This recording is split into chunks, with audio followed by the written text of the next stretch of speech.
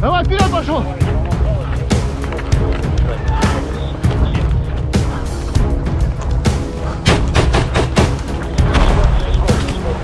Ukrainian SOF ambush. Elite forces annihilate enemy in gray zone. Dozens killed. SOF Special Forces blocked approaches, inflicting significant losses on enemy and replenishing exchange fund.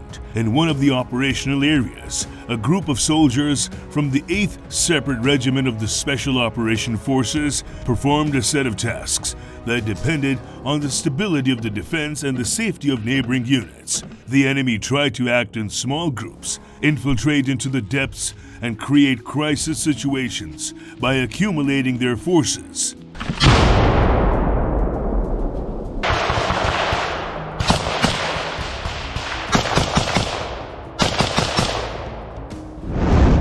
However, the SOF operators detected such attempts in advance and stopped the enemy in the gray zone and behind the line of contact with direct action. Using UAVs and modern weapons, the group isolated passages, blocked approaches, forced the enemy to open up, and as a result, destroyed enemy units through direct action and targeting. As a result of these actions, dozens of occupiers were killed and the exchange fund of the Ukrainian Defense Forces was replenished.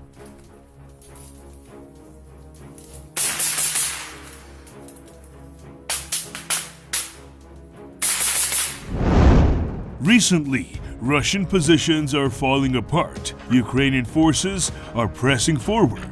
The Ukrainian tactic of cutting off and starving out Russian positions before eliminating them is paying off with the continued capture of village after village. Now the last Russian stronghold in this sector is about to fall, with hundreds of enemy soldiers being left to either die or surrender.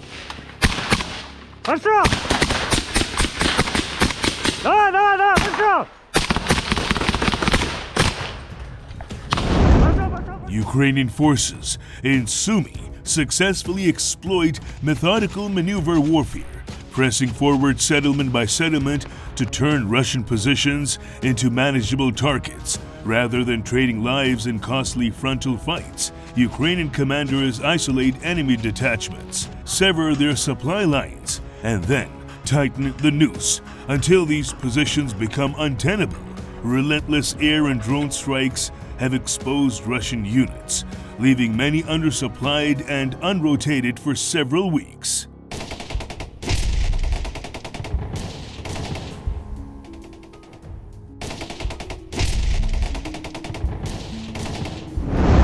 By bypassing strong points and collapsing salients piece by piece, Ukraine has been able to push north of Kinderthivka and even probe back into Kursk while turning both sides of the border into a flexible battlefield. Another push north from Andrivka led to Oleksivka being cut off on three sides and the Russians there facing an increasingly dangerous situation.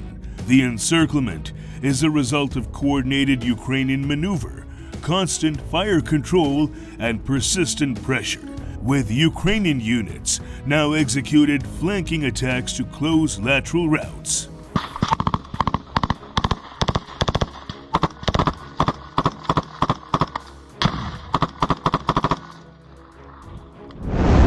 At the same time, Ukrainian drone units pummel Russian concentrations and roads in the area with hundreds of strikes. This denies the Russians any possibility of moving freely and degrades all reinforcement efforts, with only a single usable road into Oleksivka, bringing supplies, evacuating casualties, or rotating troops has now become effectively impossible, as anyone attempting the approach is detected and struck long before it reaches the outer edge of the settlement. Russian soldiers on the ground now openly warn that Oleksivka is heading for the same fate as Kinderthivka unless the Russian command abandons the position rather than bury more troops there, as they report that the semi-encirclement is rapidly turning into a slaughter.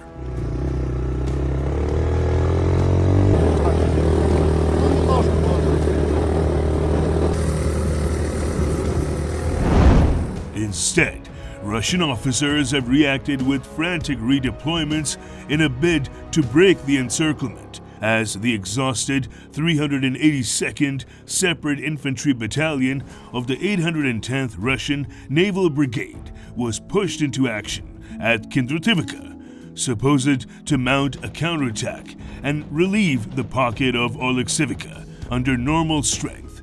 This formation would field roughly 1,000 soldiers, but under current conditions it only musters close to 500.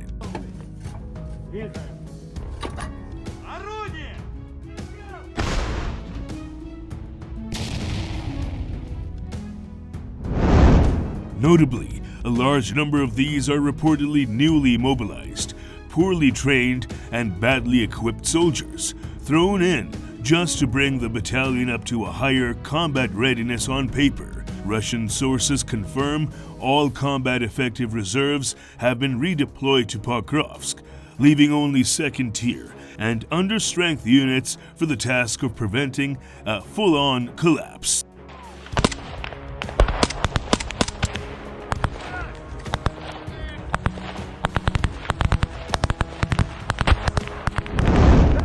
One Russian officer even reported they receive only older people, marginals, and simply not combat-ready recruits in poor physical condition. He added that to prevent desertion or the shooting of officers, they are constantly watched by military police and are only issued weapons right before combat missions, with ammunition limited to 2 magazines each.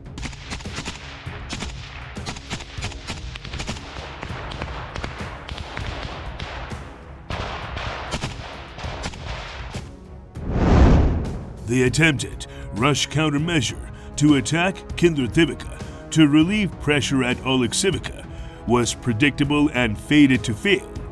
Replacements arrived under fire, becoming immediate targets for Ukrainian drone and artillery assets, with exhausted Russian units unable to form coherent assault echelons. Rather than rescuing the encircled formations, these hurried moves only dramatically increased Russian casualty counts. The attempt to plug gaps with understrength battalions highlights an operational dilemma, with Russia's concept of trading bodies for ground running straight into Ukraine's deliberate tactics of isolation, starvation, and attrition.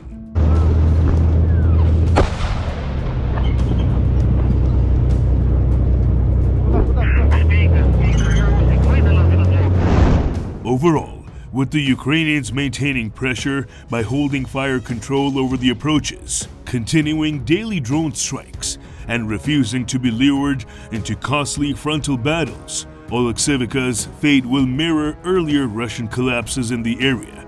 Ukraine's advantage is decisive, with its troops being on the offensive and able to choose when and where to fight.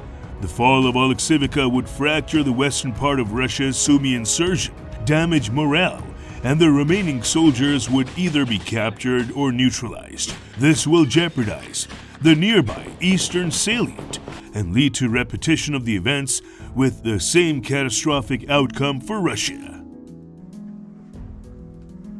Вогонь, да? Вогонь! Армата!